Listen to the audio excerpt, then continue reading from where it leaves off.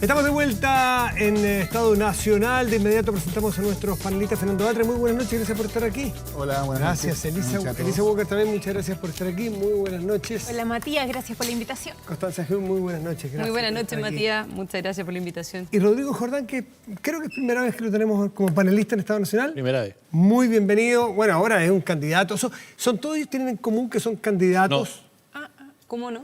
Yo no soy candidato. Oh, sorpresa. Pero precandidato. Tampoco. Buscando firmas, patrocinios para hacerlo. Tampoco. Eso ¿Tampoco? sí, pero para otros. No calificó entonces, parece. Bueno, muchas gracias, Rodrigo, por venir. Calificaste igual, Rodrigo, pero de todas maneras. No, lo que pasa es que yo soy coordinador De toda la todo el lista lote, independiente. de todo Bueno, está muy bien. Está muy bien. metacandidato. Representando a mucha gente, Rodrigo Jordán, esta Más noche importante, entonces, en Estado que todos. Nacional. Pero igual no se va a salvar de la pregunta política del día, sin duda. Lo del fenómeno caso Luminarias se descuelga en Daniel Jadue, que hoy día está apuntado por, está imputado, pero también está apuntado por una supuesta irregularidad. Él se ha defendido con todos los argumentos posibles.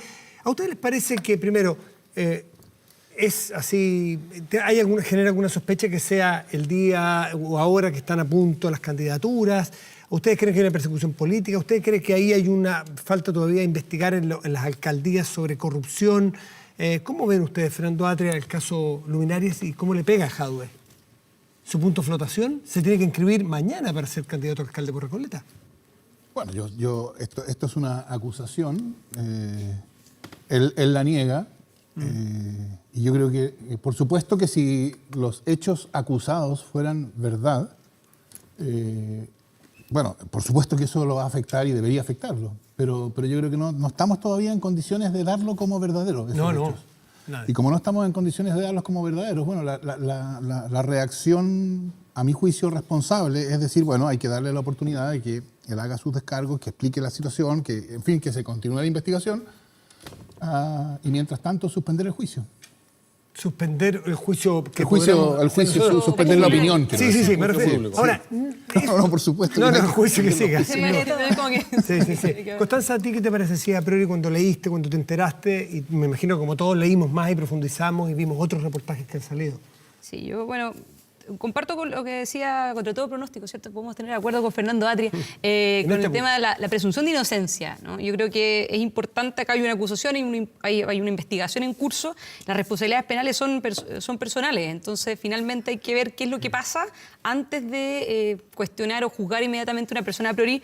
Y por lo tanto me parece que no solamente tiene derecho a hacer los descargos, sino que tenemos que esperar y ver bien qué es lo que pasa finalmente con el término de la investigación. Lo que sí, obviamente, de que hay algo raro acá, hay algo raro. De hecho, hoy día lo decía también la alcaldesa Matei con respecto a los números interesantes que publicaba en términos de cuánto costaba una luminaria en Providencia versus cuánto costaba una luminaria en Recoleta. 1.300 versus 7.900 en el cálculo que hacía ella. Claro, el propio Joaquín Lavín explicaba que la diferencia era entre el precio de la luminaria y el precio de la luminaria más la mantención por 10 años más es la verdad. instalación. No, sí. En el caso de Providencia la instalación no corre, solo claro, mantención. ella estaba comparando peras con peras. O sea, efectivamente hoy día Joaquín Lavín decía que había una diferencia también en lo que es el contrato con la empresa, respecto a lo que es la contratación de la luminaria, lo que es la mantención y también el tiempo que implica esa mantención. Pero lo que estaba haciendo el INMATEI es comparar peras con peras. O sea, luminaria 135.000 versus 779.000. De hecho, el precio de hoy día también salía en la prensa. Pero esto es un tema que no es de ahora, por lo que decías tú, Matías, también esto, bueno, pero será también por la oportunidad que esto sale a la luz.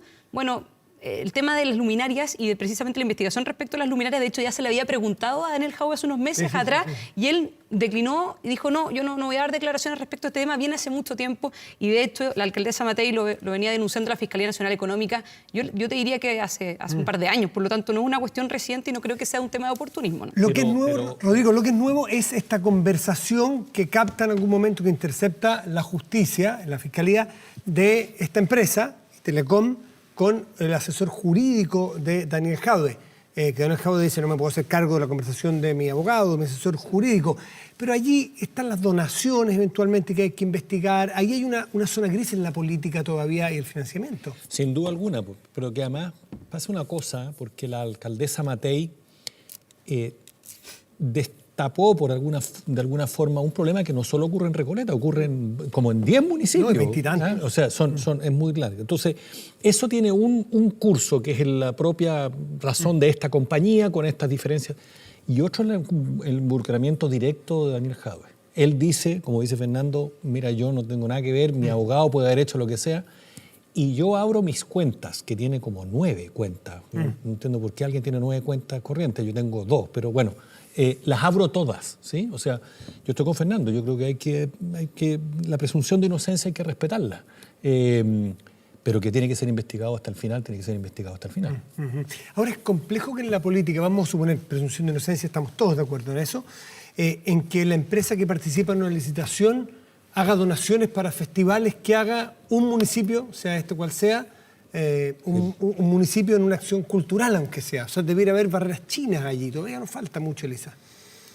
Bueno, depende del contexto, depende cómo se haga. Siempre hay marcos legales que hay que respetar y yo me sumo a lo que han dicho mis compañeros y compañeras de panel, que hay que respetar el principio de inocencia, pero el vínculo entre las platas privadas y la política es complejo. O sea, hemos tenido los casos de Soquimich, hemos tenido los casos de Corpesca, que lo único que hacen es cuestionar el sentido de lo público y la vocación de lo público. O sea, las personas que son autoridades y que se dedican a sus cargos tienen que promover el bien común. Y son estos vínculos los que hacen destruir la imagen política, pública de la política. Pero también yo pienso cómo honrar los cargos de autoridad. Yo creo que una es la discusión sobre los dineros, que yo espero que la investigación se haga y que se aclare, obviamente siempre partiendo del principio de inocencia, pero también hay otra forma de honrar los cargos públicos. Y ahora que estamos en elecciones y que se están inscribiendo candidaturas, yo pienso, es una forma de honrar un cargo público, por ejemplo, postular a ser candidato a alcalde o alcaldesa,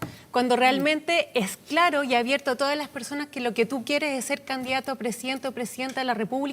No es un problema de platas privadas involucradas, pero creo que también esos son otros gestos que te hacen dudar de una vocación política honesta, transversal, abocada al bien público, y más bien ver los cargos y las autoridades con un afán más estratégico que de vocación honesta. Y en el caso de Jadwe puntualmente, que tiene que inscribir su candidatura mañana, ¿es legítimo pedirle que mientras esté esta investigación en curso, él se abstenga, o debiéramos dejar que el electorado determine libremente si lo elige nuevamente o no, conociendo los datos de esta investigación? ¿Qué creen ustedes? Porque ha habido de todo hoy día en la prensa pidiendo, no se puede presentar Jadwe, presunción de inocencia, ¿por qué no? Fernando, ¿qué piensas tú?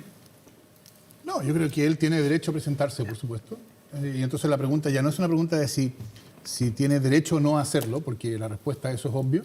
La pregunta es si políticamente... Derecho, entre comillas, derecho tiene. No, quiero decir, sí, porque entonces la pregunta cambia de nivel. La pregunta pasa a ser una pregunta de oportunidad o conveniencia política, tanto desde el punto de vista de él, de su coalición, como desde el punto de vista de sus opositores, etc. Y esa es una discusión enteramente distinta. Yo creo que en principio el solo hecho de que haya aparecido una acusación no debería significar que se inhabilita en los hechos para correr. Respecto de la cuestión de alcaldes que se presentan y que tienen aspiraciones presidenciales, que no es solo Jadwe, por cierto. Absolutamente. Yo creo que ahí la cuestión fundamental, por supuesto que hay discusión, está muy bien que la haya, y creo que ahí la cuestión fundamental es que eso sea más o menos transparente, ¿no? Y la verdad es que hasta ahora ha sido bastante transparente en el sentido que sabemos cuáles son esos alcaldes o alcaldesas. Y eso sí creo yo que es una cuestión que corresponde, que no me cabe ninguna duda, que los que se oponen a la señora Matei o los que se oponen a Jadwe lo harán tema de campaña, ¿no? Que usted se está presentando a pesar de que... y yo creo que ese tipo de cuestiones ciertamente es una cuestión que corresponde que sea tratado en la campaña y que el pueblo cuando vota decide. ¿Alguien más quiere agregar sobre esto? Pues yo quiero cambiar de tema. Pero yo creo que no es totalmente transparente. Bueno, es transparente porque se sabe, pero ¿por qué tengo yo que ser candidato a alcalde? Mira a Lavín. Lavín dice, yo no voy como candidato presidencial. ¿Por qué no? Hablemos lo contrario. Jadwe y Matei dicen, ¿saben qué? Yo quiero ser candidato presidencial. ¿Por qué se postulan a alcalde? No, o sea, se postulan a alcalde porque no sé qué transparencia hay con el público, con la ciudadanía. Todo el mundo sabe, pero bueno. Bueno, a eso me refiero con transparencia. Constanza, ¿tú quieres agregar eso? Sí, comparto con lo que se ha dicho. O sea, yo creo que no es bueno, y en ese sentido me parece muy destacable lo que hace el alcalde Lavín, ¿no? Que transparenta eso, en el sentido de decir, mira, yo en realidad no puedo ser injusto tampoco con los vecinos de Las Condes, porque yo en realidad quiero ser candidato presidencial y no quiero, comillas, usar esta elección municipal como para empezar a calentar los motores para la campaña presidencial, porque en realidad mi objetivo es otro. Y yo creo que independiente de que se pueda, ¿cierto?, ser candidato y después ser electo y luego finalmente ser candidato presidencial, me parece que lo legítimo, o lo razonable, no lo legítimo, lo razonable sería de que todos quienes tienen aspiraciones presidenciales no postulen a los cargos de elección municipal. Sí. ¿Me permite agregar sobre Antes de cambiarlos de tema. Yo creo sí. que parte de lo que crea este problema es la manera en que se reemplazan las vacancias. Es decir, si un alcalde renuncia, debería haber una elección popular, una nueva elección. Si un diputado o un senador renuncia o se inhabilita, debería haber una elección complementaria. Así era antes de 1973 respecto de los parlamentarios. Generó problemas. Bueno, había de hecho, por eso se cambió. Bueno, se generó bastantes problemas en el sentido de que es problemático estar a la altura del principio democrático. Por supuesto, pero el principio es, los alcaldes son popularmente elegidos. Entonces, si un alcalde cesa, creo yo, la solución razonable es, tiene que haber una nueva elección. Si un parlamentario Elisa, cesa, pero no es la tan solución... simple como eso. la Elisa solución- piensa bueno, en la distinto. mayoría, en muchos países es tan simple como Elisa eso. Y si uno tiene ese piensa problema, distinto. tiene entonces una elección complementaria. Yo creo que efectivamente una persona que fue elegida en un cargo puede cesar, pero no es lo mismo cuando tú cesas a 2-3 meses de recién haber asumido. Eso da cuenta que realmente no existía la intención real. Más allá de que obviamente pueden haber circunstancias, y hemos visto, por ejemplo, en los parlamentarios, muchos parlamentarios que dejan su función porque o asumen Elisa, pero si tú se lo responsabilidades planteaste como ministeriales. electorado, esto va a pasar. ¿Eso es trampa, No, entre estoy comillas? de acuerdo. Porque Matei y Jadwe le dicen, ojo, yo voy a ir a la otra elección también. Cuando un votante municipal, comunal, va a votar por Jadwe y por Matei, ya tiene esa información. ¿Acaso hay trampa de Jadwe y de Matei? Yo creo que no corresponde, que quien postula un cargo tiene que tener la expectativa, nadie sabe qué pasa a futuro, pero sí una expectativa a mediano plazo de poder cumplir con esas responsabilidades, ya que esas expectativas, tanto de Elisa Matei como de Daniel Jadwe, no están. Los quiero llevar a un tema que hoy día fue planteado a mí de manera muy inteligentemente la columnista Paula Escobar, del Cachagua Gate le puso. Y no por lo que ocurre con las grabaciones, no grabaciones, fiesta, no fiesta, que ocurre en todo Chile, fiestas clandestinas las ha habido, parece que tiene que ver mucho con un tema etario más que un tema de geográfico o social. Pero lo que plantea Paula Escobar es interesante, es si acaso aquellos que han tenido más oportunidades en la sociedad, ¿no es cierto?, tienen más responsabilidades también frente, por ejemplo, a acatar las normas sanitarias. Se entiende el punto, ¿no es cierto? Y ahí probablemente donde se agrupa, el Cachagua Gate le llama a ella, donde probablemente hay gente que proviene de colegios con mejor o más capital cultural, más oportunidades, versus otras partes de Chile donde puede ocurrir lo mismo, pero a lo mejor no han tenido esas oportunidades. Rodrigo Jordán, me interesa tu mirada. ¿Sabes lo que pasa? Es que uno le debiera pedir honestidad a toda la población de Chile, igual. ¿Sí? Y eso está normado por la ley, etcétera. Pero aquellos que hemos tenido la oportunidad de tener mejor educación, de tener más cultura, de tener más conocimiento, etcétera, no sé si es una responsabilidad mayor, porque la responsabilidad está repartida equitativamente en todo el territorio, pero sí tener mucho más cuidado, o sea, hay que tener más cuidado. Y no solo tiene que ver con las personas, ¿por qué? Porque pasa lo que pasó con Carabineros. Carabineros en la fiesta del Broadway se lleva detenido como a 200 personas y en Cachagua no se lleva detenido a nadie. ¿Sí? Entonces, no solo tiene que ver con tu Perdón, es un poco lo que algunos plantean de lo del Capitolio. Dicen, si estas personas hubiesen sido afroamericanos o latinos, hubiesen corrido bala. Entraron personas partidarios de Trump y los dejaron pasar. Murió lamentablemente una persona. ¿Tú harías un paralelo? Bueno, por ahí andaría, pero yo no le pediría especialmente a un sector de la población que sea más responsable con el respeto a las leyes que a otro, ¿no? Todos tenemos que respetar las leyes el 100%, ¿no? Pero sí tener mayor cuidado, mayor conciencia de las cosas, creo yo. Tenemos las mismas obligaciones, pero yo entiendo en tus palabras que más responsabilidad entonces. El mismo deber de cumplir la ley, pero una responsabilidad extra. Elisa, ¿qué piensas tú? Yo creo que todos tenemos que cumplir la ley por igual, todos tenemos que, más allá de la ley, también cuidarnos, respetarnos. O sea, estamos viviendo una pandemia, las relaciones de cuidado en este minuto son vitales y por eso es tan dramático ver este tipo de fiestas donde no hay cuidado de ningún tipo. Pero el problema de fondo en esto es la desigualdad. más allá de la mascarilla o no la mascarilla, es el trato que se produce después cuando estas fiestas son conocidas.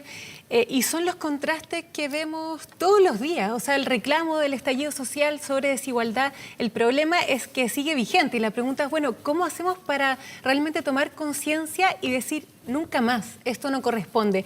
A mí lo que me impresiona es el contraste de la fiesta en Cachagua con, por ejemplo, el contraste con el trato que recibió la familia de Camilo Catrillanca en el sur. Situaciones diferentes, pero en un contexto paralelo y con un trato en especial de la autoridad que vela por la fuerza del orden público totalmente diferente. Eso encuentro que es desgarrador y que nos debería llamar a una profunda reflexión de no más, Todo no este más. tema en función, por favor, también de lo que ustedes, tres de ustedes, quieren ser, constituyentes, porque ahí va a estar la idea general, ¿no es cierto?, de lo que queremos como país y como sociedad hacia adelante. Así que si quieren incluir estos temas también, Fernando, pero el tema anterior. No, yo también, yo no diría que unos tienen más deber de cumplir la ley que otros. Lo que yo sí, pero yo creo que aquí lo que ha mostrado, o sea, lo que es inaceptable es la diferencia en el trato, en la manera en que la noticia es tematizada, es discutida, es procesada por los órganos del Estado respectivos, cuando se trata de Cachagua o si no es Cachagua, ¿no? O sea, yo creo que esa actitud de nosotros estamos por sobre la ley, que tiene base en la acción de la policía, de carabineros, etcétera. Si no es una cosa de que simplemente hay unas personas que tienen esta ilusión de que están por sobre Pero la los ley. muchachos de la Broadway también se sentían sobre la ley, ¿o no? No, yo creo que no. Yo creo que claramente no es lo mismo a la gente que hizo estas fiestas en Cachagua de otras fiestas que también son ilegales. ¿Cuál es la diferencia? Bueno, yo creo que hay... Eran bastante más baratas, parece las de Cachagua que las de Broadway, que costaban como 800.000 500.000 pesos en la mesa, 500.000 pesos pesos en la mesa. Pero ¿cuál es la diferencia de una fiesta y otra? Yo creo que hay una sensación de que quienes viven en lo que Hermógenes Pérez de Arce habría llamado Chile libre, tienen una relación con la ley distinta. No porque tengan más deber de cumplir la ley, sino precisamente tienen menos. Están más por sobre la ley. Y yo creo que esa es una cuestión que la podemos ver habitualmente. O sea, por ejemplo, si hay un delito económico en el cual está involucrado un banquero, las reglas sobre prisión preventiva o medidas cautelares son totalmente distintas si en un delito similar está involucrada una persona que no es un banquero, ¿no? O sea, todo esto lo sabemos y lo vemos día a día. Y yo creo que esa es una de las cosas que ha dañado de un modo especialmente profundo como alguien podría decir, el pacto social, el vínculo social, nuestra convivencia. Nuestra convivencia ha sido dañada por el hecho de que de que el día en que se conoce la sentencia del caso Catrillanca, como decía Lisa, se hace este operativo enorme en Temucuicui que termina o que incluye la detención, como todos vimos, de la hija de 7 años del propio asesinado por agentes del Estado que estaban siendo condenados ese mismo día. Eso no habría pasado nunca en lo que Hermógenes llama Chile libre. Y lo triste es que ahí se pierde una oportunidad, porque ese caso fue importante, porque terminó con una condena de un ex uniformado que asumió, o sea, que el sistema permitió que él asumiera la responsabilidad por este asesinato. Pero con este trato desigual, bueno, parece que la justicia nunca llega. O sea, a pesar de que puedes tener la condena, la justicia nunca llega. Constanza, ¿tú coincides con lo que decía Fernando, de que si tú tienes un delito y eres un banquero distinto, o si una fiesta distinta, estás sobre la ley, te sientes distinto? No, a mí no me parece que eso sea así. A mí me parece indignante lo de Cachagua, bueno, lo de la Broadway, lo de generar las fiestas clandestinas, lo de Cachagua me parece indignante. O sea, me parece indignante respecto de la poca responsabilidad también de esos jóvenes, me parece indignante la poca responsabilidad de los padres, en el fondo, que tienen que haber tenido conciencia, digamos, de que esos jóvenes estaban, los contagiados por lo menos, que tenían COVID positivo, y los otros de haberles o dado permiso o no haber tomado también resguardos adicionales. O sea, me parece completamente indignante, pero no me gusta la mirada que tiene Elisa y que tiene Fernando respecto a Chile, como si fueran dos Chiles. Entonces tenemos un Chile donde en la práctica tenemos los banqueros, los privilegiados, los que tienen recursos, versus los que no tienen, y en el fondo que en la práctica casi tan impune, digamos, por distintos hechos constitutivos de delito. Yo creo que acá lo importante es de que finalmente todos tenemos que sujetarnos, un poco algo decía Elisa, de sujetarnos a la ley y que finalmente tengamos un sentido de comunidad y de responsabilidad, que todos nuestros actos producen un efecto respecto a terceros. Elisa da el caso, por ejemplo, el caso Catrillanca. Bueno, uno puede encontrar distintos otros casos, ¿ah? A mí también me parece indignante y me parece bien, por supuesto, de que se tenga que condenar a quienes sean los responsables, especialmente si hubo abuso, si hubo un hecho constitutivo de delito, pero déjame, y con esto cierro, pero esta semana mataron a Orval Casanueva, ¿ah? Que era un candidato a concejal por Victoria, de un disparo directo en la cara, digamos. ¿Quién le da también, alguien se preocupó de eso de la misma manera que se preocupa quizás eventualmente de comunidad, o el caso Catrillanca se le dio el mismo efecto mediático? ¿Va a haber la misma investigación? Uno esperaría que sí, porque el Ministerio Público tuviera la manera en que tenga para investigar sea ecuánime, ¿cierto? Que frente a un mismo hecho constitutivo de delito exista la misma intensidad respecto a la investigación y la misma condena. Y eso me parece de que uno lo puede ver en todo tipo de cosas. Déjenme preguntarle a todos ustedes que tienen que ver con la convocatoria constituyente que tendremos este año. ¿Qué de estas desigualdades que ven ustedes, de estos dos Chiles que tú no ves, pero que muchos chilenos sí lo ven? Que me parece que hay muchos más Chiles que dos Chiles. Bueno, a eso me refería. Ese punto de los dos Chiles, que Constanza decía que no me gusta la imagen que tienen Elisa o Fernando. A mí tampoco me gusta. Sí, a mí Por tampoco. cierto, a nadie le gusta. La cuestión no es si a uno le gusta o no. La cuestión es si es verdadera o no. Así funciona Chile o no. Y yo creo que es evidente. Déjame corregir. Es evidente que hay una diferencia. Deja que termine su punto. Que termine su punto. Para yo terminar también mi punto, para que no se malinterprete. Yo no me refería a esto de ver que existen solo dos Chiles. ¿Ah? Yo creo que existen muchos Chiles, ¿ah? Y que tenemos que hacernos cargo en el fondo de las distintas realidades, pero no tratar de ver como que existe lo bueno y lo malo, ¿ah? Y en una especie como... Esta es una realidad esa es la que lógica cada uno que me parece que es equivocada. Esta es una realidad que cada uno en su casa puede estar de acuerdo contigo, con cualquiera. Pero, ¿qué de este tipo de cosas y cómo se pueden abordar en una convención constituyente? La gente dice a veces, muchos, entre ellos, lo constituyente es muy teórico, muy el modelo, muy lo general, pero estas son las cosas que pasan en lo cotidiano. ¿Cómo amarramos estas dos cosas, Elisa? ¿Qué Primero, cosas esa discusión va a estar ahí? Matías, teniendo sentido de realidad. ¿Cuál es la gracia de este proceso constituyente? Es que no estamos en los 80, ya no vivimos en dictadura, tenemos una realidad política, una realidad social, una realidad cultural que es completamente de los 80, que es completamente diferente de los 80. Entonces, si no entendemos cómo funciona nuestro país, nos vamos a farrear la oportunidad de hacer una constitución que se haga cargo de nuestra realidad y que se pueda proyectar en los próximos 30 años. ¿Cómo se amarra? ¿Cómo se hace concretamente? De muchas formas. Si vemos el tema cultural, por ejemplo, hoy día tenemos mucho más conciencia de los segregadas y excluidas que han sido las mujeres en estos países. Entonces, ¿qué hay que hacer? Es incorporar medidas específicas en la Constitución para asegurar la igualdad sustantiva de derechos entre hombres y mujeres, para tener una Corte Suprema que sea paritaria, para tener un Tribunal Constitucional, si es que sigue vigente, que sea paritario, para incorporar, por ejemplo, la valorización del trabajo no remunerado. Se puede hacer muchas cosas. Hablábamos recién de los pueblos originarios. El problema de los pueblos originarios no es solo el trato que reciben de carabineros, las Fuerzas Armadas, es una historia de invisibilización total. También yo creo que llegó la oportunidad, al fin, de declarar que Chile es un Estado plurinacional y que dé la dignidad a los pueblos originarios que hasta ahora no se ha hecho. Y así mucho más. Rodrigo, tú que coordinas este grupo, cuando se juntan, cuando conversan, ¿cuál es el incentivo que tienen ciudadanos de ir a discutir estos temas? Hay varios, Matías. Tal vez el que a mí me llama más la atención, porque hay muchos, como dice la Elisa, pero es la participación ciudadana. O sea, tenemos el caso del TPP-11 ahora, por hablar de la... Entonces, a mí me parece que esa discusión ha sido de nuevo bastante reservada en las élites, ¿no? Entonces, ¿por qué el gobierno hoy día le pone a esa discusión? Entiendo que le puso discusión inmediata, ¿sí? ¿Por qué? Y al Escazú no. Entonces, participemos un poco más, tengamos que la gente pueda decir. En el caso de nuestro, en la convención, yo creo que vamos a terminar inscribiendo mañana candidatos en 20 distritos distintos.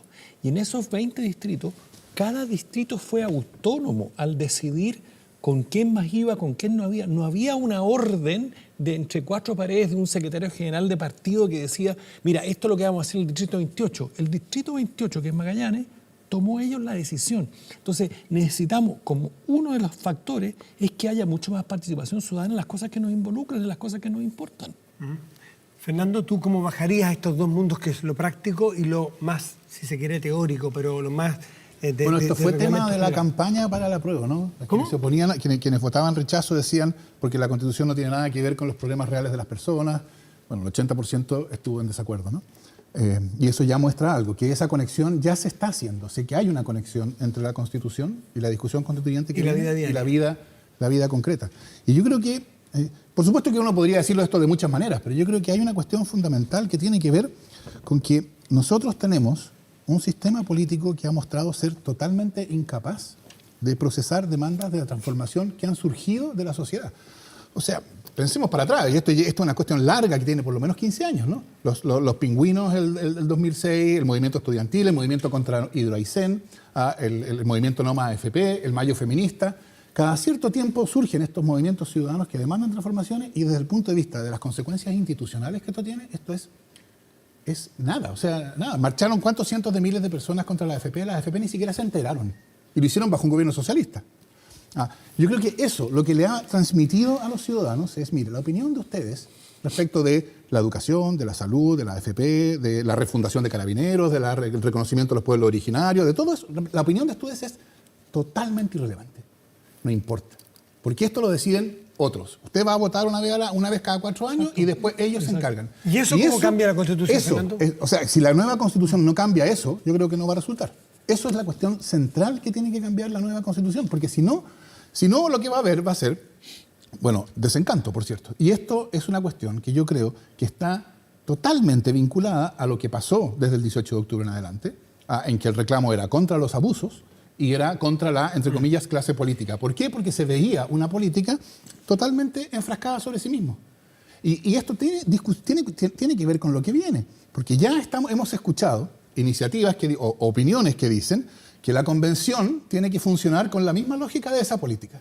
Entonces, por ejemplo, que las deliberaciones de la convención tienen que ser secretas. Yo creo que eso es una receta para el fracaso del proceso constituyente. Constanza, brevemente tenemos un pequeño corte. ¿Cómo vincularías tú estos dos mundos que aparentemente circulan en esferas distintas? O sea, yo también lo dije en varias oportunidades. Yo creo que la Constitución es demasiado relevante, no es una cuestión teórica simplemente. Pero de ahí a que vaya a cambiar la vida diaria de las personas, yo creo que ahí hay una sobreexpectativa que es necesario no solamente ajustar, sino que es importante que la clase política no renuncie a su pega, que el gobierno, finalmente el Congreso, este año no se dedique, digamos, al tema de las elecciones, sino que al menos logren sacar un par de proyectos adelante. Por lo demás, entre no solamente agenda de seguridad, agendas sociales, o sea, finalmente es eso lo que cambia la vida diaria de las personas, pero por supuesto que en la Constitución se van a discutir temas demasiado relevantes y demasiado centrales. Ahí está el rayado de cancha, ahí están las reglas del juego. Vamos a hacer una pausa y volvemos aquí en Estado Nacional. Ya nos quedan muy pocos minutos sencillamente para los conceptos finales de cada uno de ustedes respecto, mañana se termina el día de las inscripciones y lo que viene, cómo ha aprendido esto, Rodrigo Jordán.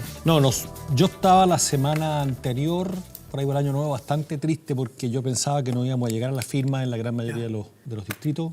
Impresionantemente, el fin de semana pasado y este han llegado muchísimas firmas, vamos a tener candidatos y listas en unos 20 distritos, como con 90 candidatos. Así que estamos súper contentos, que no sabemos exactamente porque mañana se termina. Mañana se sabe. Pero hoy día se inscribió en Santiago el 10 y el 12.